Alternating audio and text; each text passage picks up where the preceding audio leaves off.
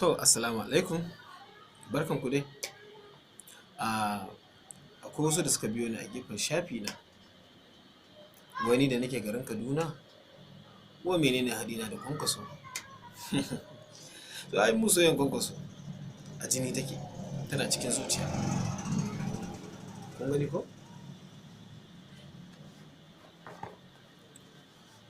Kun gani ko? Kun gani ko? Kun gani ko? Kun gani ko? To, mu don haka soyayyar kwankwaso tana cikin zuciya ne. Kun gani dai gani a zaune a cikin ofis ɗina ko? Kalli saman nan gabaki ɗaya hulan kwankwaso ne. Don haka mutane ku ɗan ƙara haƙuri ɗan kaɗan. Kun ji? Ɗan yi haƙuri. Ya ƙara haƙuri ana nan. Ku ba mu wurin.